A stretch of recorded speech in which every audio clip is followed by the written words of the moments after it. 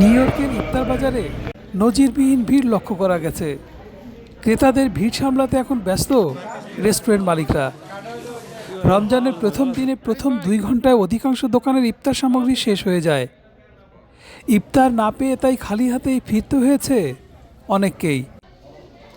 কেউ কেউ অবশ্য পছন্দের সামগ্রী কিনতে পেরে খুব খুশি।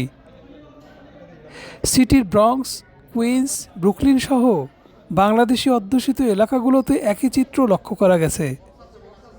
প্রতিদিনই শত শত পদের ইফতার তৈরি করছেন রেস্টুরেন্ট মালিকরা, আর সেগুলো কিনতে হুমড়ি খেয়ে পড়েন ক্রেতারা। জিলাপিও নেই, এখনো একুলির বাইরে এখানে সব কিছু পাওয়া যায়, তাড়াহুড়ো করে আসলাম, কিছুই পাইলাম না। যাও কি নেক্সট টাইম চেষ্টা করবো, শেষের দিকে আসছি তো এখানে সব জিনিস ভালো, খুবই ভালো। এখনো কিনি নাই, কিন্তু সব জিনিস অনেক মজা দেখা যায়, তো আমি অনেক এক্সাইটেড। আমার ফ্যামিলির সাথে আসছি, আমি জানি ওদের মুড়ি মাখা অনেক মজা। হ্যাঁ, আসলে আমরা যে এরিয়াতে থাকি ব্রঞ্চে, পার্কচেস্টার এরিয়াতে, এখানে অল্প একটু এরিয়ার মধ্যে অনেক বিশাল আমাদের বাঙালিদের আয়োজন এবং বাঙালিয়ানা বেশি।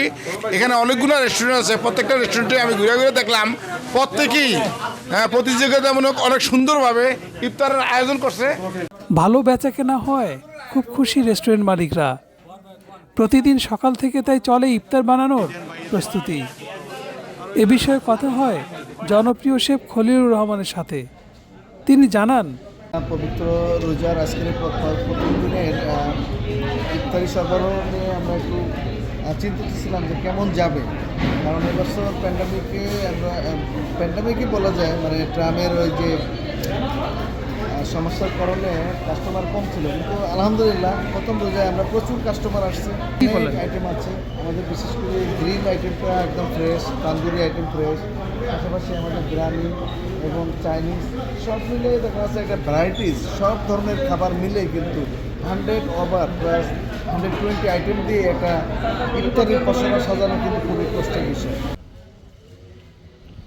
নবীজি সাল্লাল্লাহু আলাইহি সাল্লাম শুধুমাত্র খেজুর পানি দিয়ে ইফতার করতেন। এছাড়া দিনভর রোজা রেখে ভাজা পোড়া স্বাস্থ্যের জন্য ক্ষতিকর বলে জানিয়েছেন চিকিৎসকরা। তারপরও বাজারে মজাদার ইফতার সামগ্রীর প্রতি আগ্রহের যেন শেষ নেই।